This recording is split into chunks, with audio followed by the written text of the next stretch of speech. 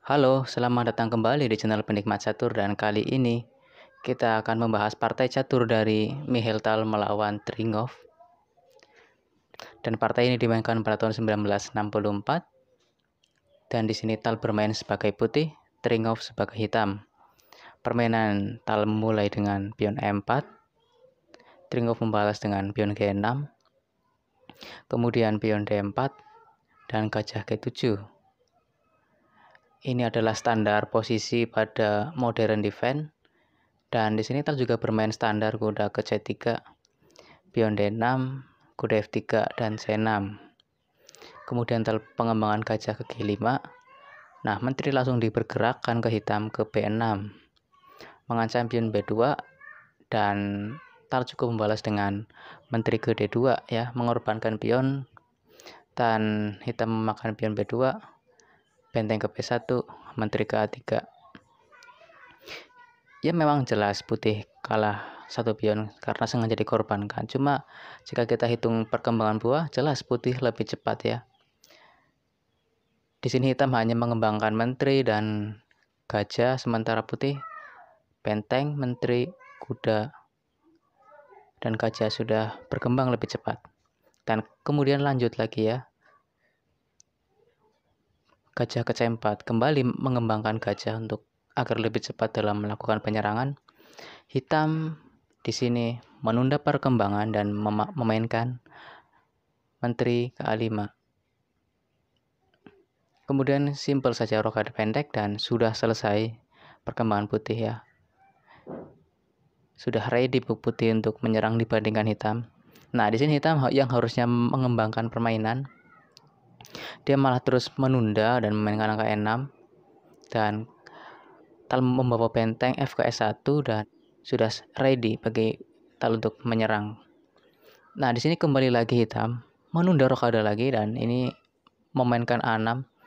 Benar-benar sangat bermasalah hitam di sini karena dia membiarkan perwiranya di belakang semua di petak awal. Seharusnya dia harus berburu mengembangkan perwira terus rokade. Kalau ini gawat ya.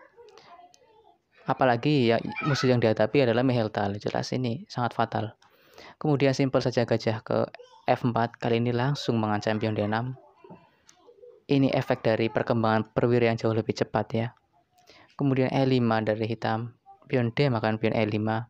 Pion D makan pion E5 dan ya. Dalam posisi ini hitam pasti mikirnya Tal hanya ingin mundur di sini ya, gajah G3. Nah, tapi kan yang seperti kita lihat ya, Raja Hitam masih di tengah. Dia menunda perkembangan berkali-kali dan Tal jelas lebih ready untuk melakukan penyerangan. Jadi Tal di sini memberikan surprise ke hitam. Boom, menteri ke D6. Tal mengorbankan perwira. Di sini hitam bisa milih untuk makan gajah atau makan kuda. Nah, di sini hitam memilih makan kuda di sini. Dan inilah akhirnya benteng ke D1.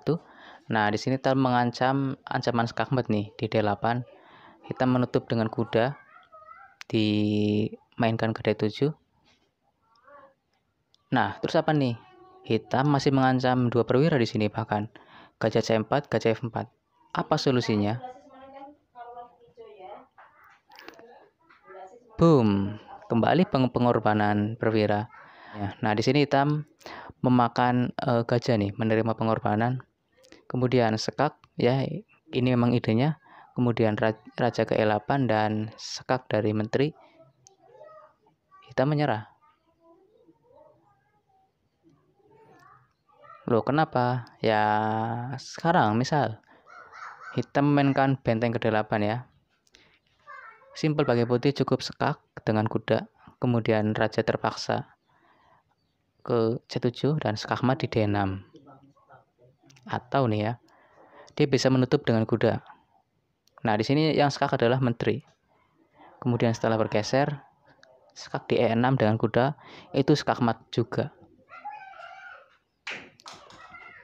Nah, begitulah alasan kenapa hitam menyerah. Inilah akibatnya nih kalau main sama Tal tapi menunda perkembangan dan terlalu santai gitu ya.